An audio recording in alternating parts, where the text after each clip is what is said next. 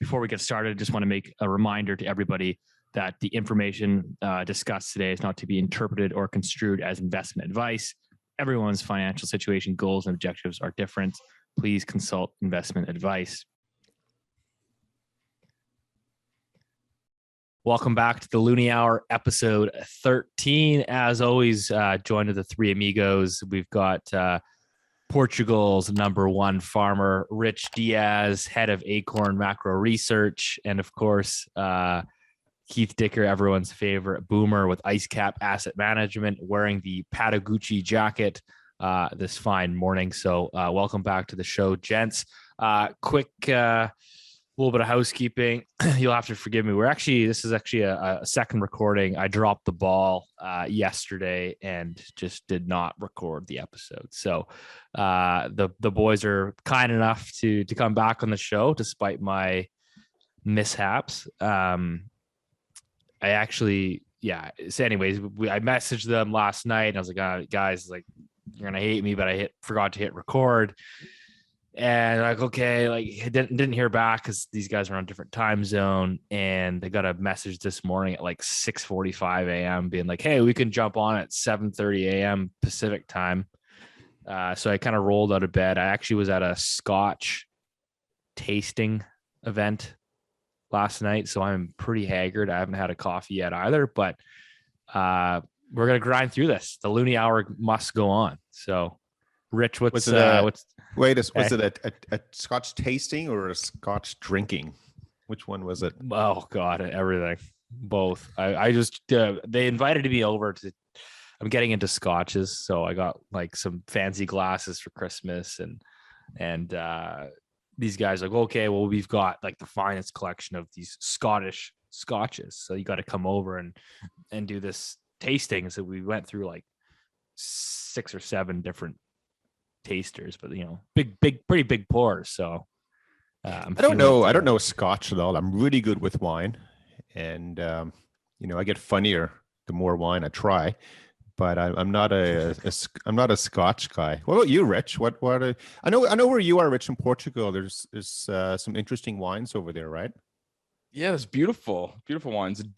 Douro Valley, I think is what it's called. I'm not really if it's alcoholic and in liquid form, I'm usually quite a big fan of it.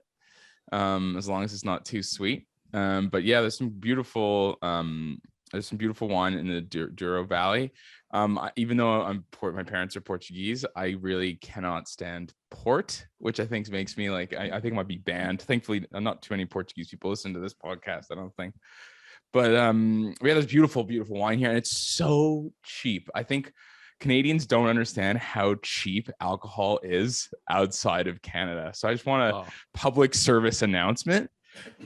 Everywhere in the world, alcohol is far less expensive, and it's purely a function of taxes that our government feels necessary to levy onto the good people of Canada, and it is just so cheap. But one of my favorite things in Portugal is something called a mini, and it's basically a glass bottle of beer with 200 ml, 200 milliliters.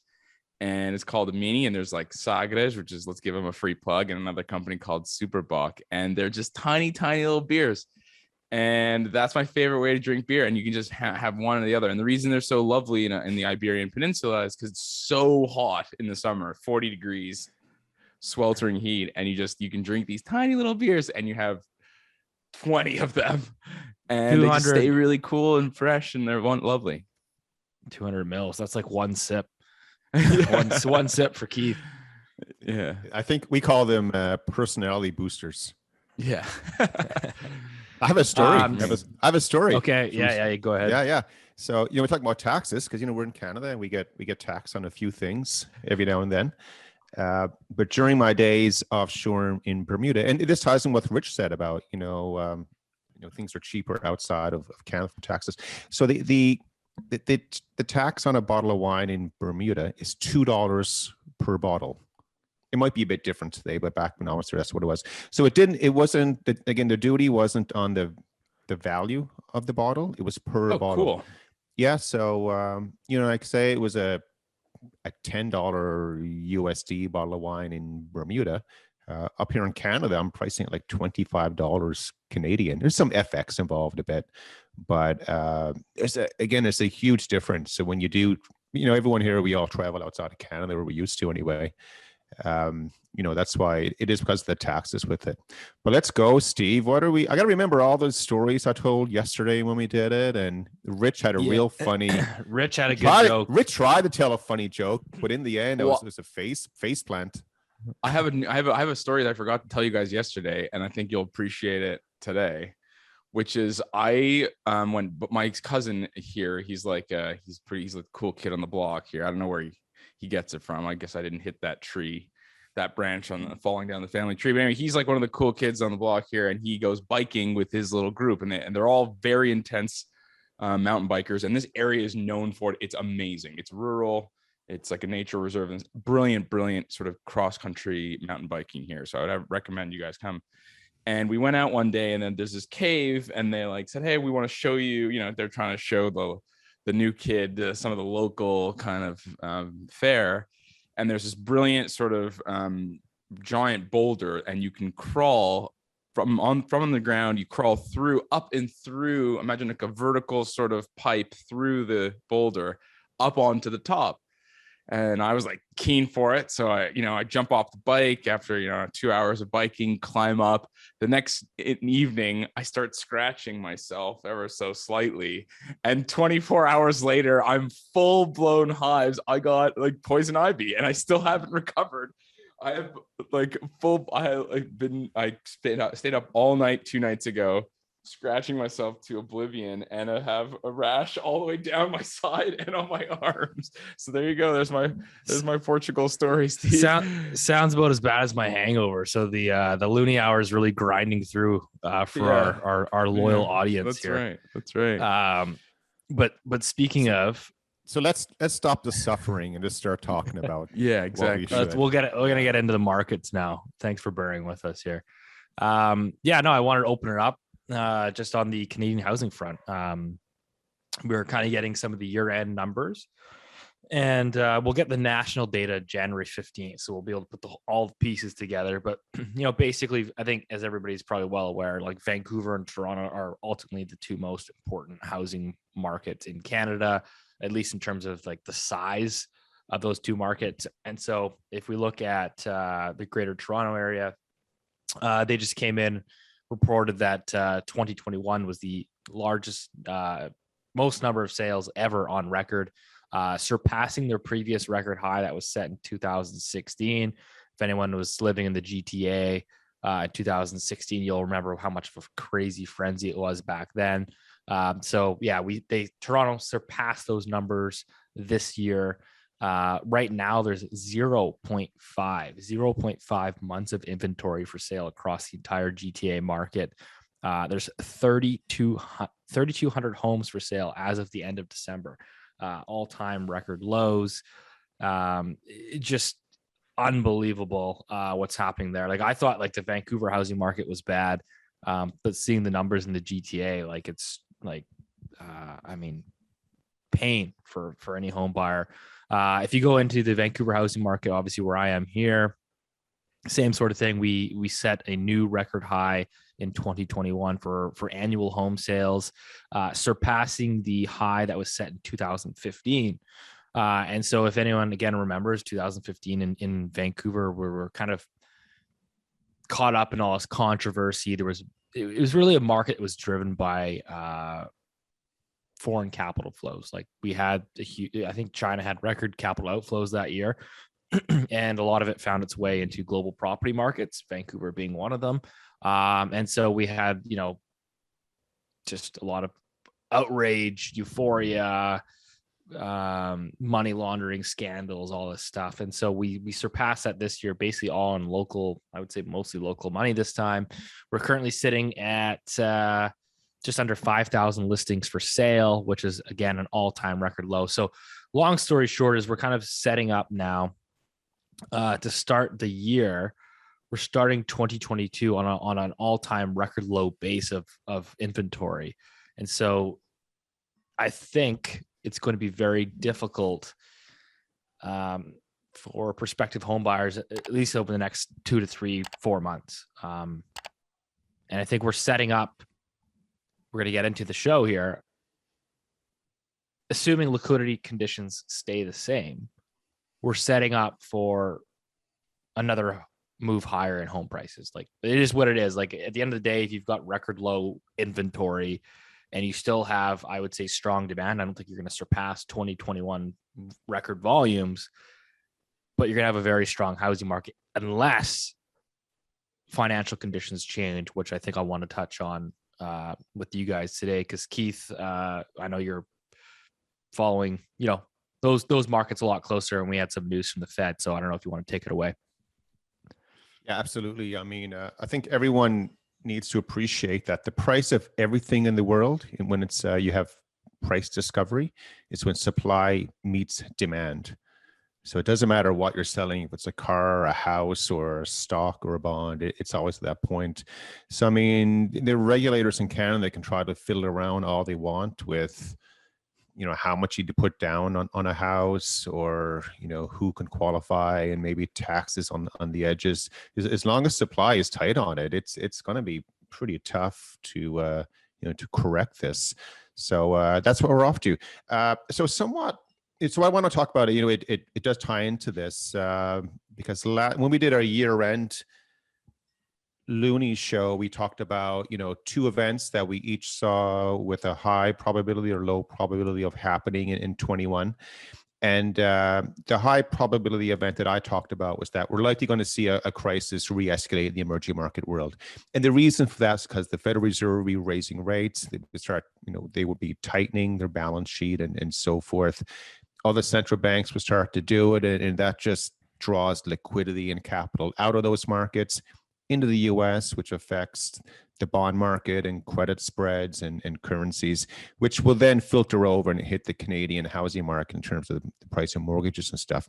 Well, this week in the US, if anyone is following it or not, and it is affecting all bond markets around the world, the bond market has been absolutely decimated. So we've had probably a 3.5% move down over the last 4 to 5 days in the 10-year market in the US. As we talked about yesterday, remember yesterday's Loonie Hour? Anyone? It's gone. I just wanted to chat with you guys again. Gone. I know. Remember I said this? There she was, gone. But that one is gone. But that move, and to put it into perspective, like a 3 to 3.5% down in the bond market, I said that's the same of about, say, a 15% down day in the stock market. So just say the stock market went down 5% 3 days in a row. And just as you think, okay, we're going to recover here, it's time to go back in, boom, it's down another 2%. That's what's been happening in the treasury market right now. And the main trigger point for this was back at the Federal Reserve's meeting in December. They just released the minutes there a few days ago. And in those minutes, it came out that the committee, so the FOMC, the Federal Open Market Committee for the Fed, that's when they said, you know what, we think we're going to raise rates faster than the market is expecting. And we might actually reduce the pace of QE faster than what the market is expecting. And that's what's triggered this sell-off in the US Treasury bond market. Again, this is really big news. And you might hear me every now and then, I'll say, as an investment manager, we'll have our view on things, and then you wake up every morning and you're always looking for clues to help you change your mind on something. Because it's, Rich talks about this quite a bit as well. It's really hard to change your mind as an investment manager. But if you are able to do that, you don't have tunnel vision, then wow, there's some really great opportunities coming up. So we're looking every day for a reason to change our mind, why the emerging market economies will not experience a stressful event coming up. And what happened this week, it wasn't reason or data to help us change our mind. It was help us just to further reaffirm our conviction with this. So this is a big move. And I just want to just share with you, this was an article I saw this morning. So this is the title. Sleepless bond traders faced worst start to a year in decades. right? Saw That's that. a pretty, yeah, I know it's pretty good. So just bear with me here. So this is a Bloomberg story. It starts off with, like many on Wall Street, such and such was hoping for a quiet start to the year. Now, have you guys ever met bond managers before? They talking about you? Every bond manager can be a bit of a snoozer, right? And unless they're drinking Portuguese wine or nice Vancouver whiskey or something, it's a dull market. Anyway, this article starts off by saying, this bond trader was expecting a quiet start to the year.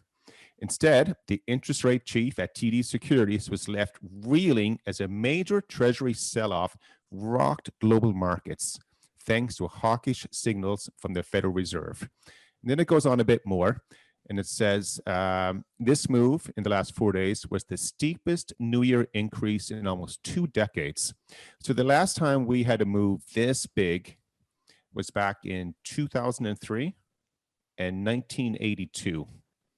So I don't even think you guys were in high school in 82, were you? Rich is always in high school. We can see that. I was still a glimmer in my father's eye. Yeah, you were. So, but to let you know, right? Because the big thing with the bond market, and this affects everything. Interest rates peaked in 1982. So looking at decades ago, looking at 40 plus years ago, and they've been going down and down ever since. And when you have interest rates going down, everything good happens in the world. So no one is prepared for this kind of spike that's happening. So let's continue here with this article. So the steepest increase in yields in 2 years spurred a disruptive rout across assets of all stripes, from high-flying tech stocks to cryptocurrencies. So again, what people need to realize is that a lot of strategies in the investment world, like especially in the hedge fund world, and with big institutional money, you're using the 10-year as a barometer, rather put on risk or take off risk or to hedge risk. And so everything is correlated here. So they go on to say, so again, this is the head of TD Securities, their interest rate person. I'm already a bit sleep deprived, which is pretty funny for a bond person, I think, because they usually sleep pretty well. Says, I've had to juggle work and family life, and now I have to juggle interest rates going up. This is really ruining my year. Get this guy a raise. Jesus. It's a tough one. But again, I just want to demonstrate how big of a move it was. And it's still, like even now this morning, it's moving again. And like this is readjusting everything. So this is where we are with it. We can go more into the article later. Well, yeah, let's I want Rich to chime in here in a sec, because I know Rich, he's got probably a little bit of pushback, but just to quickly touch on it before we jump over to Rich here. We again briefly talked on it yesterday, but the impacts of that, obviously we just talked about housing, obviously it prices mortgage rates, right? I mean, that's the single largest variable to, I would say, demand of the housing market. I mean, if mortgage rates were north of 3.5-4%, I mean, we certainly wouldn't have saw record home sales last year. So Keith, so there's going to be some banks, they're going to start to be maybe a little bit more cautious, potentially eyeing. The biggest thing is, okay, risk appetite, right? Like, okay, how many exceptions do we want to make for these loans? Does the risk department start tightening up a little bit, for example, just because they feel the environment is a little bit shaky? The one thing that I think is probably most obvious that we might see if the banks decide to rein in their risk appetite for lending and in the housing market will be your discount rate on your variable mortgage. So, for example, right now, your prime rate is 2.45. There's always a discount on that. So 2.4, like right now, your variable rate is about 1.3%. So it's prime minus, 1.2% or whatever it is. So what they'll do is they'll go, oh, well, the lending environment doesn't look, the financial market doesn't look as appetizing. We want to rein in our risk. So what we're going to do is we're going to take that variable rate spread from prime minus 1.2 to, let's just go prime minus 0.5. And so now your variable rate is gone from 1.3 to 1.95 or something along those lines. So anyways, that's just a little brief example for our listeners and how that works. But Rich, I know you are dying to give a little bit of pushback here. What are your thoughts right now? So I think, Keith's maybe have softened his stance on growth and kind of accentuated his market stance. And I think that that's probably, closer to how I feel. I think I just wanted to sort of highlight the kind of the key macro data points maybe that people may or may not be aware of. Today was like sort of a very big important. I mean, it's kind of fun. I mean, I have an extra sort of day of macro data, and the key Canadian data point today was the employment rate. I mean, we're not going to just parrot all the stuff, but I mean, unemployment rate fell, which continues to fall, which sort of should be expected as the economy sort of slowly but surely heals. Although let's always remember that a lot of this data is usually 1 month sort of behind. And so we don't really have the fallout from the Omicron, hyperventilating lockdowns, and that we'll be seeing over the next sort of let's say 4 weeks going forward. But it's sort of good news. Canada added 50,000 jobs or plus. The unemployment rate fell, etc. The participation rate was steady, and so that's pretty good. I think the market is sort of being counter sort of so one thing that might take a little bit of a sort of piss and vinegar out of the spike in the 10 year, which we've seen. I think we're up to 1.77 on the 10 year, as far as maybe I'm 15 minutes late. I don't have live prices. I can't afford it like Keith, but 15 minutes ago the 10 year was at 177.44. Okay. But anyway, so one thing is really important that came out in the US, and of course it'll affect the Canadian economy too, which was the non-farm payrolls. Now, I mean, a lot is expected. There was it came in under expectations. I tried to, immediately after a recession, I think the expectations and the results, I think, are always kind of difficult to square. I think that either they overshoot or undershoot quite a bit. I think that for me, the takeaway from the payroll data was just that they added 200,000 jobs, which is a steady number, and then the previous months were revised significantly upwards, and I think that that's really important. And then also important were some key sectors. For the US, the coronavirus is over. Not to put too fine a point on it, but the sectors that added the most jobs in America over December were leisure and hospitality, adding 50,000 jobs. So clearly the direction to travel is one way. And you haven't had the same reaction to the Omicron despite the cases smashing through. So I think that there was some really positive news there. Also, for me, another really positive thing for the US employment data was the participation rates. That was really good. I think they went up slightly, excuse me. And then the other thing was, what I look at a lot is just the aggregate labor force.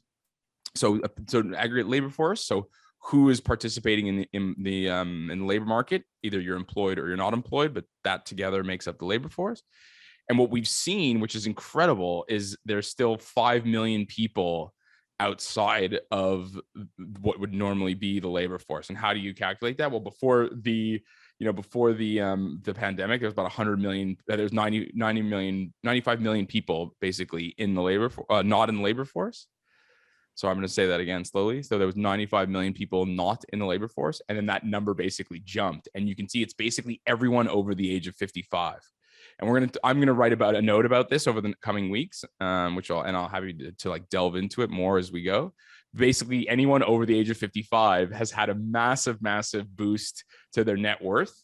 Their house prices are up massively. Their stock market is up, and they've basically just been like, okay, thank you. And I'm taking my chicks off the table, and seemingly they have retired early. And so we've touched on this a little bit, but I just think that's a really, really interesting phenomenon that will affect sort of the labor market going forward. And not unrelated is that wage growth. You're seeing wage growth just continue to rise in Canada. In the US, it's still pretty much below inflation, so negative in real terms. Yeah, I was going to say, because Canada's wage inflation was, what's the latest reading today, was like 2.7 or something. Yeah, it's a bit tricky, right? Because the way that they do that is they sample data. And so one of the things we saw during the pandemic, which is it kind of highlights why you always have to be a little bit delicate with this data and at certain points, especially points of severe dislocation. So the wage data actually spiked to 6 or 7 or 8.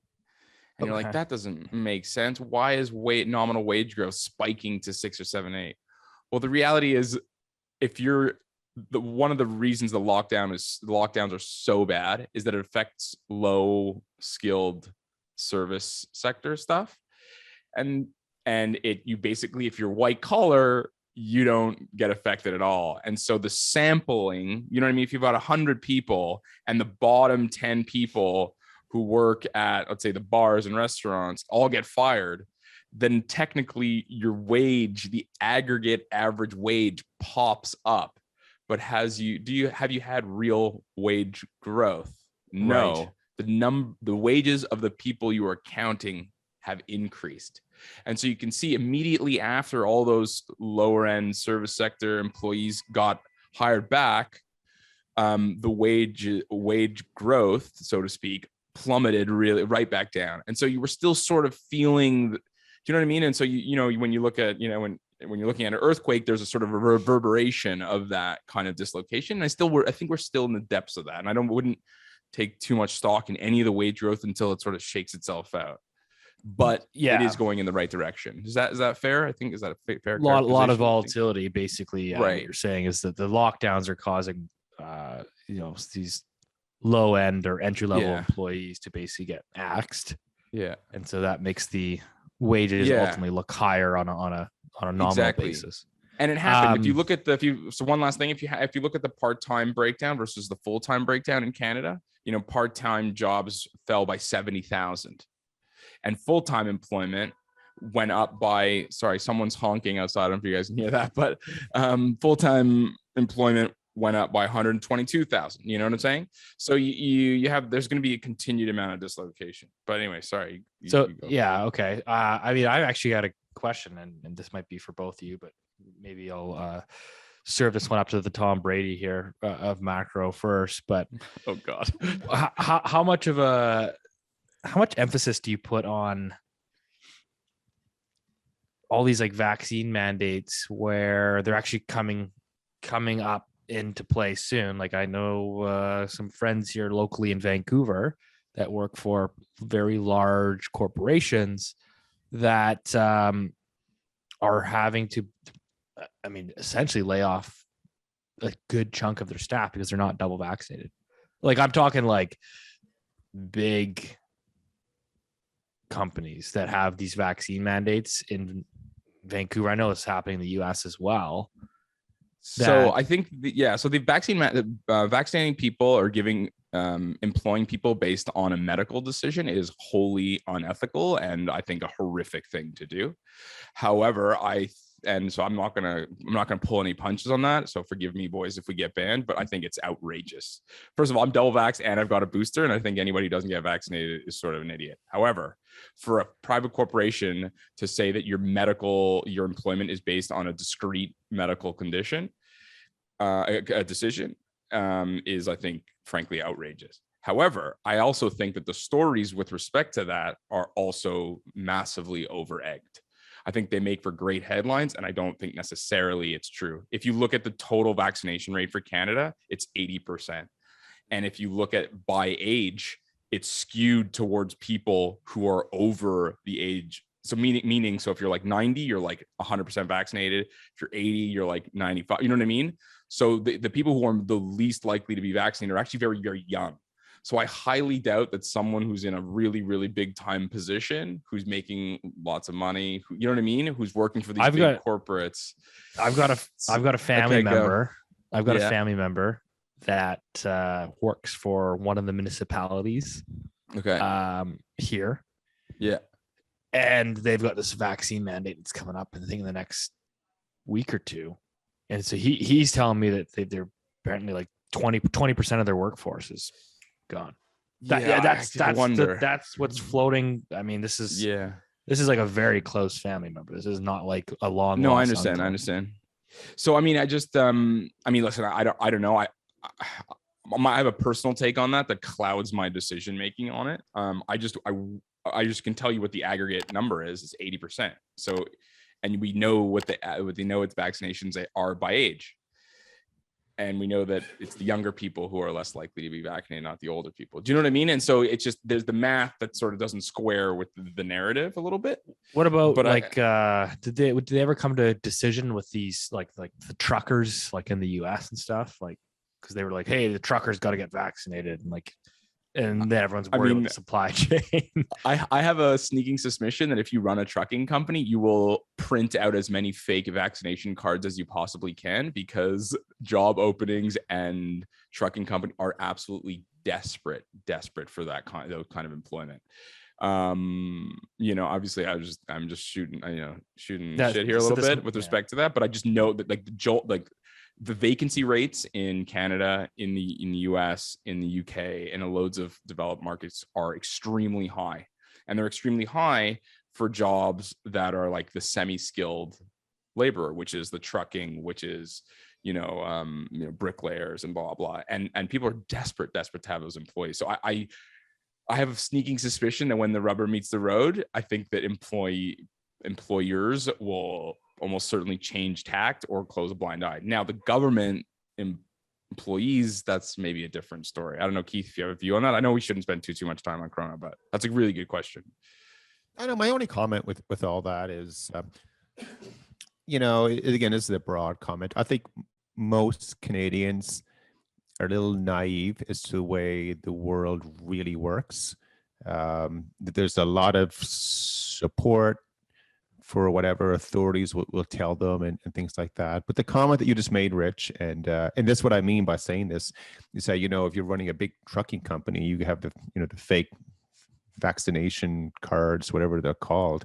Some people are hearing that, like their jaws dropping, saying, my God, that would never happen. Guys, the world outside of Canada, it works like that. That's just the way things get done. So again, if you're running a P&L or a profit or loss entity company, and you got to get that stuff moving. Like the ports, for example, are incredibly they're linked to the truckers, right? So but it kind of is what it is. Then the naive Canadians are complaining about inflation. It's like, well, it's all. It was kind of interesting. Like my mom went to the grocery store the other day to get something, and the shelves were kind of empty, whatever she was looking for. And so she asked one of the employees, or said, like, do you just not have stuff? Like what's happening? And the employee told her, she said, no, we just don't have enough staff to come in to stock the shelves. So whereas like the first phase of the pandemic where everything shut down, there wasn't enough stuff to go around. Now we're starting to see another added effect where sometimes there is enough stuff, but you just don't have people to put that stuff out on the shelves. And I don't know how we fix this, guys, but you stop paying people to stay home would be the first step in that equation. I mean, it's happening slowly but surely. But I in where I am, just like, sorry, mini tangent on that labor market thing, which I think is important for Canadians to understand. I'm living in quite a rural community. It's not very rich. It's natural resource driven, whether it's farming, whether it's, olive oil pressing, whether it's Rich, is textiles. Are you describing the south end of Halifax? Portugal. No, Portugal. But one of the big jobs here for people who are not particularly educated, but are able-bodied and willing to work is a quarry. And this area is known for extremely, extremely high-end granite marble. It gets shipped to, China is obviously big consumer. And they're quite intense and beautiful in a way. It's as if like God came out and took a scalpel and cut the little chunk out of a mountain. But they cannot get enough men. It's a male-dominated world. Enough men to work those quarries. And I was speaking to one of the gentlemen who lives at my aunt's house. She has got a compound here. Anyway, long story, and he's telling people, and when you ask him, he's like, it's unbelievable. He's like, they need to stop paying people to stay home. And so that there's this idea that, oh, it's because, there's lots of labor shortages because the wages aren't high enough. And that may or may not be true, but there's definitely something to the fact that a lot of people are basically paid to not participate. And you can do that for a little while, but to do that for an extended period of time and not to expect systemic negative impacts in how our economy is organized, and ultimately, to say that it's just a global thing or that there's nothing governments can do about it, I think is wrong. So just to kind of bring that all together, basically, so we're looking at, your Rich, your outlook on the economy seems to tend to be fairly bullish, or at least your views on growth prospects. We've got this tight labor market. I mean, like, what's the U.S. unemployment rate right now? It's at like 3.9. Like it fell again today because the so it's number. 3.9. It's quite low, but I think that's screwed up because the participation rate is skewed, right? Yeah, it looks good, but whatever. I mean, right.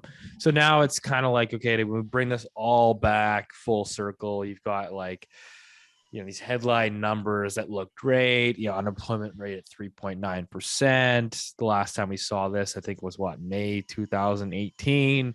So, the Fed gets super hawkish. We got to kill inflation. Economy's hot. They're obviously behind the ball again.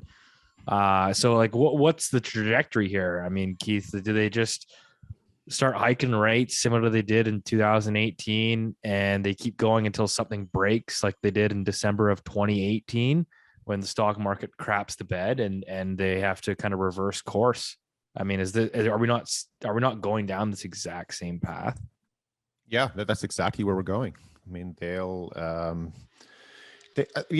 think that the smart people at the central banks, as well as the treasury departments and then the FinMins, they know they provided too much stimulus. They got to do something about it. And as we talked before, there's a lot of infighting taking place between the guys at the central banks and then the guys at the treasury departments. And but they're going to go down this path. So, for example, even this morning, I saw this article. I think now we've had 4 emerging market countries either raise rates or they're going to start to raise them at their next meeting. And that's not entirely in response to inflation. That's in response to what the Fed is doing. So remember, the Fed is the driver. They're at they're driving the bus. They're at the front of the train. All those analogies you can make, because they're now going to get more hawkish and more aggressive. Everyone else will have to as well, especially in the emerging market world. So if you don't raise rates, all of a sudden it becomes less attractive for foreign capital to stay in your country relative to the US. So they will go down this path, Steve, as you said, until something gets triggered, and that's our base case. That's the again. And just to jump in there, there's you're not sorry to interrupt. I just want to say just a point of fact here. There's way more than 4. I mean, we can just go quickly. Like South Korea raised rates, Russia, Poland, Czech Republic, South Africa raised, Brazil, Mexico, Colombia, Chile, Peru. I think one of the things you and I agree on is like the emerging markets are trying to pedal as fast as they can just to keep up. You know what I mean? Sorry. Oh yeah, sorry. That was an article this morning. I think it was referencing like the last few weeks or something like that. Okay, excuse me. Sorry, Rich. What did South Korea move? Oh, South Korea, you got me. I have a table which I can share with people if they subscribe to my service. South Korea has cut 2 months, raised 2 months in a row, if I'm not mistaken. Let me just double check that. South Korea has got a very similar household indebtedness ratio as Canada. So South Korea raised 25 basis points. Yeah. So in July it was 0.5 and now it's 1. And all of the major Latin American countries have started to raise rates. I mean, Keith's right. I mean, they're all trying to run faster to stand still, right? And the treadmill is the U.S. Federal Reserve. Yeah, as you'll explain, they've got a lot of U.S. dollar denominated debt. Exactly. And so they can't have yesterday. I think in the, what episode is this? 13 or 12? 13. 13. Lucky 13. Lucky 13. That's why I didn't record. in my mind, it's the 14th episode. So we'll always go back and forth with this. But from my memory, in the 13th episode, what do we lost? That it's like the lost episode. Maybe we'll discover that. Years from now, they'll yank it out of the. Give Zoom a call and ask them to dig it out. But I remember, it was one of us yesterday used the analogy of this big snowball, like in the Charlie Brown. Remember the Charlie Brown show? You guys don't know that, right? Charlie Brown, Yeah, Lucy, I remember. Linus, Pigpen. I'm surprised you guys know that stuff. So I thought, they have internet on computers now, Keith. Yeah, it was different when I was a kid. But picture on the Peanuts, the snowball starting to go down the hill, and it starts collecting all the lads on the way down, and you see Charlie Brown's head in there, and Linus is there in the blanket, and Snoopy and everything. So right now with the Fed, that is this big snowball. It's starting to going down the hill, and it's going to start. It's just like picking them off one at a time, until, like as you said, Steve, like this will keep going till it's just going to hit something and fall apart. So it's coming, lads. Get ready for it, and when it does, it's going to create some really great opportunities here. I mean, even equities are getting a bit soft here over the last few days. Specifically, tech stocks are getting rammed pretty hard because they have a pretty high correlation, with interest rates at the long end of the curve. So that's happening. Those ARC funds that we talked about, again, like they have to get liquidity by selling the winners, their big stocks they have there. So so let's keep watching the snowball, guys, as we keep going, because it's coming at you. Go ahead, Rich. No, sorry. Go, Steve. Sorry. I was just saying, what's that old analogy, right? It's like, I can't remember. I'm going to botch the wording, but it's like every bull market, ends because the Fed takes it out back and shoots it in the head. It's like, these guys are just, it seems like they'll probably just go until something breaks. But I think we've been on the show many, many times talking about interest rates, central bank policy. I think I still don't think they're going to get that far. I mean, what do you guys think? I mean, like, is it like 2 or 3 hikes from the Fed? Is that enough to tip everything over? Like, I think that the big difference now is because before we were talking about, that the Bank of Canada said that, they're going to start raising rates, and, all the bank economists, we're going to start raising rates. But again, I keep coming back to the Fed. Now with this coming out of the Fed, it's guaranteed that they're going to start raising rates. Now it just comes down to how fast will they do it? How aggressive will they do it? And again, the ECB, they're going to come out, they're going to say, we're going to raise rates as well. In Euroland, they will not be raising rates. One of my friends this morning I was chatting with, so he's short the 2-year German Bund. So he's getting paid, it has a negative rate on it. So he's getting paid about 40 to 50, so about 0.5% a year to short that bond. You think about it, it's pretty big stuff coming out. But again, like this track has changed. It's no longer, they might raise rates. They're going to do it. And as my view hasn't changed. In Bank of Canada, they'll get 2 to 3 in, and they'll have to stop. There's just one thing. So for me, I think where maybe I disagree a little bit is just the fact that rates are so policy is so easy. And I think it's important that we contextualize that even though we agree that interest rates are going to rise, and we agree that out in the emerging market world there's already starting to raise rates. I mean, let's remind ourselves that PCE core inflation in the US is 4.6%, and the Fed funds shadow rate, who's done by this brilliant economist, you'll never, very rarely hear me say that, but his name is Revved, and they do this thing called the shadow rate, and it's negative 1.8.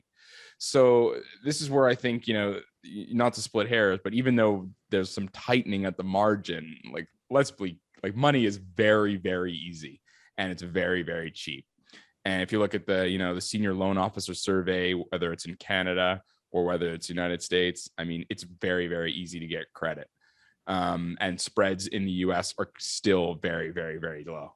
So, there's definitely going to be some, I think the frothy stuff, I think Keith and I definitely agree with respect to the tech, all that crappy tech's going to get hammered because it's basically a long duration asset tied to the interest rate.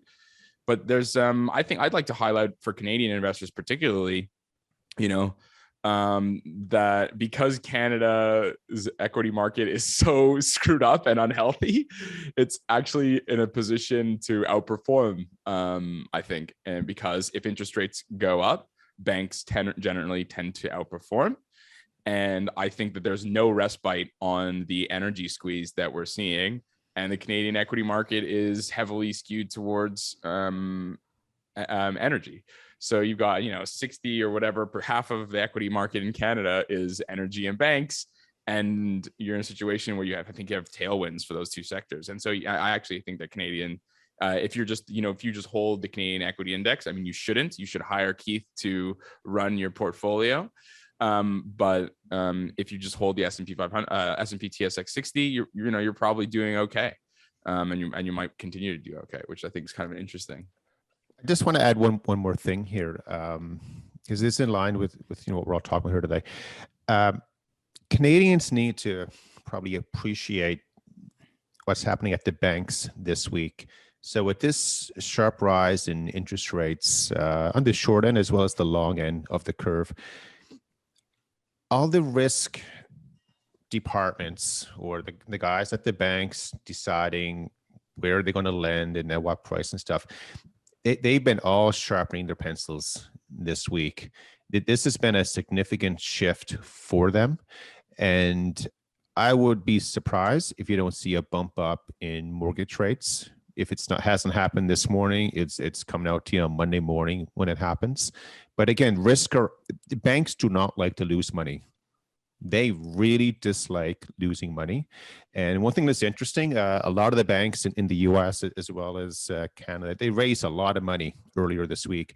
I think TD was one of the last banks to get a pretty big issuance pushed out on Tuesday, just in time really. So they do have a lot of capital right now to lend. However, the price that they're going to charge borrowers, it is going to go up. So again, I keep going back, earlier I was sort of jumping up and down about how this is such a big week in the bond world. And some people may be listening to this and say, who cares? I don't buy bonds.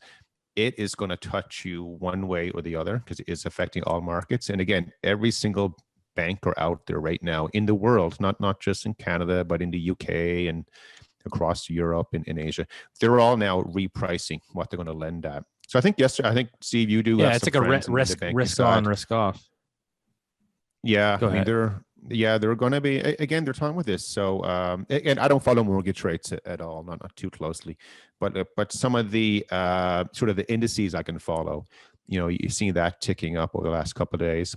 And as well, emerging bond markets have come down over the last few days. High yield credit has come off. Investment grade, not too much.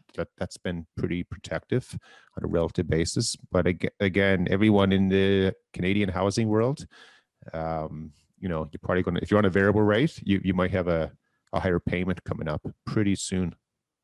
Yeah. Important distinction on that one. That's a good point.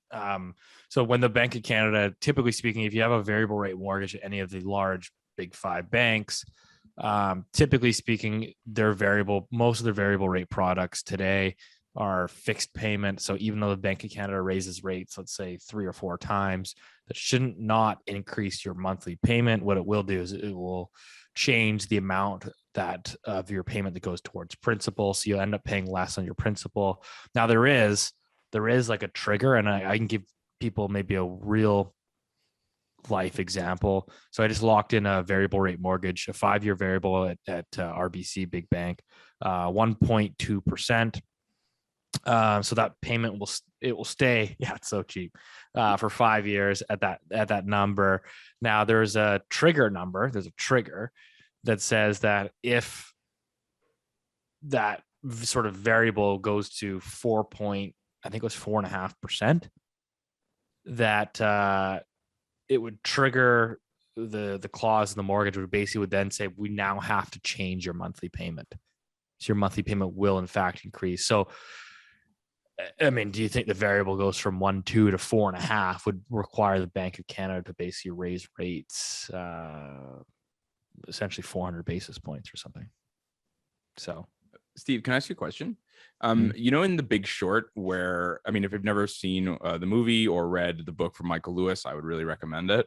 He's written a couple of books we've talked about on this podcast, and is there a situation where, so in the premise is basically, you know, he explains the mortgage debt crisis, and in the US they had these variable loan rates that Ninja loans. sunset after 2 years, and then they spike up, right?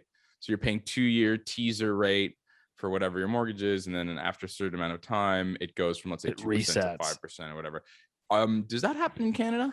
Yeah, there's no such product. So that is a very good question and good.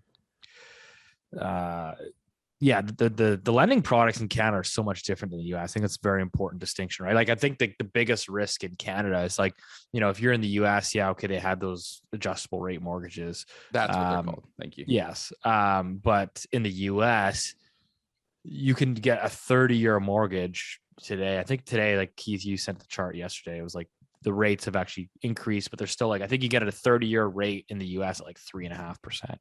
And that stays at 3.5% indefinitely for 30 years, no matter what happens in markets. Whereas, like, the big risk in Canada is, like, most people either they go variable and it's fixed for 5 years, or you go a 5-year fixed rate mortgage. So the risk is always that in 5 years, you're up for renewal at whatever the going rate is, right? So, I mean, if bond yields spike higher and, you know, in 5 years' time, they'd have to figure that out, right? I mean, that could be, I think it's inevitable at some point something will happen in these bond markets and there's some sort of reset.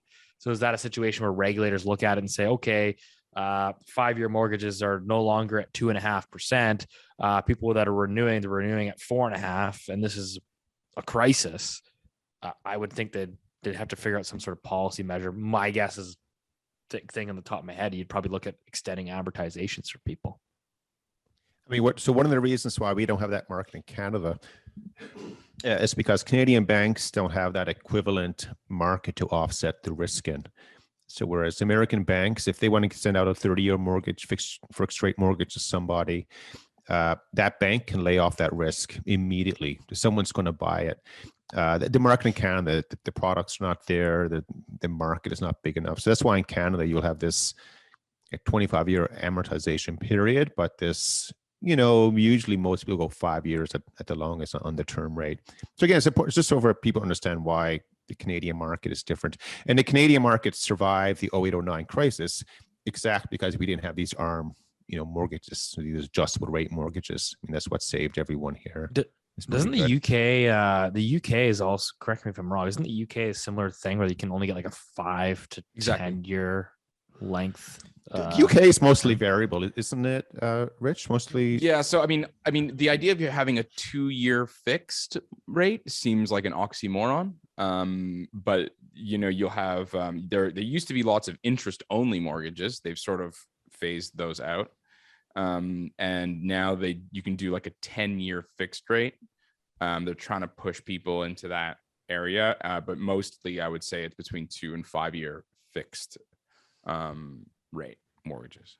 Isn't that like the argument to Keith? I was listening to a podcast there, and we both like him, Grant Williams. I can't remember, he had one of his guests on, but I think Grant was talking about, you know, rates, and Grant is, I would say, you know, quite pessimistic or quite skeptical of the current monetary financial system. And he was going on, he was explaining, and he's like, yeah, you know, my daughter is like, she just got a big new mortgage in the UK. And he's like, you know, I'm a little bit like nervous for her because, like, you know, what if rates go up? We've got inflation and yada, yada, yada. And his guess was, I mean, they kind of came to the conclusion that if some sort of crisis were to bubble up, like, they would probably do their best to keep sort of the front end of the curve, you know, down. Like, you know, central bank overnight rate, you can kind of control that, but you can't necessarily control the long end. And so his view is that, okay, you know, they basically came to the conclusion that you might actually end up being better off going variable. Interesting. I don't know if you have that same conclusion, because like if you think about how much of the world's debt is how much of the world is indebted and how much of the world is predicated on the overnight interest rate, that's at least like the one policy metric you could argue that they can kind of control. See, I think that's right. You know what? It is absolutely correct in a normal cycle. But you know, my view is a bit sharper on the edge of the stick, you know, than some others. I think if we run into a situation, say it's the UK, for example, that begins to experience a crisis, it's just going to affect everyone everywhere. Again, it's not going to be a UK centric problem. And that's where, you know, we are going to see some kind of restructuring at the end of the day. And it's not a bad thing. It's not something to be afraid of. If this was like a Canadian only risk event, then yeah, you need to be, you know, be very concerned here. But everyone is going to hit this at the same time. And I think I know what the solution might look like, but we got to get to that point first and push through it. So, I think central bank digital currencies are coming right down the pipe. They're going to compete directly with commercial banks. There's going to be a lot of things happening that they already have happened, and people are just not aware of it. But again, I think this scenario of just the UK or just Australia running into a problem, that ain't going to happen. It's going to be all of us at the same time. So, you know, so for Grant's daughter in the UK with her mortgage, you know, it's just not going to be her. Everyone's problem. Yeah, and no one's going to be able to bail them out or anything like that, because we saw that, you know, with the Irish that we talked about before. No one's, like, for example, if the Canadian banks got into trouble, you know, on this weekend, there's no one to bail them out. Like, they dwarf Ottawa. It's impossible for anyone to walk in to bail out the Canadian banking system. Like, the IMF can't do it. Like, it's just not even close. So again, everything is just intricately linked together. You know, maybe that's why everyone should just, you know, continue to, you know, play along with the rules and stuff like that. But I do happen to believe that, you know, we're going to have some stressful moments coming up. Speaking of a stressful moment, guys, I got to run. I got to leave you two on your own to wrap it up here. Yeah, right. I know. I don't know what you guys would talk about, you know, like, I think the senior guy leaves the playground. Who knows what you two will do? But I do apologize. I got to jump here. I got to have another. I think we'll wrap up the Loonie Hour right there. Okay. Because I think we're nearing an hour, and I dropped the ball yesterday. So thanks for sticking with us. Episode 13 in the books. We'll see you again. My one request, as always, at the end of every episode now, all we ask is, we're trying to build a community here. I think we're continuing to grow. We appreciate your support. All we ask is for our listeners to share this episode with one of their friends. Just copy the link, send it to one of your friends. Let's build the community one by one. So as always, God bless. See you next week.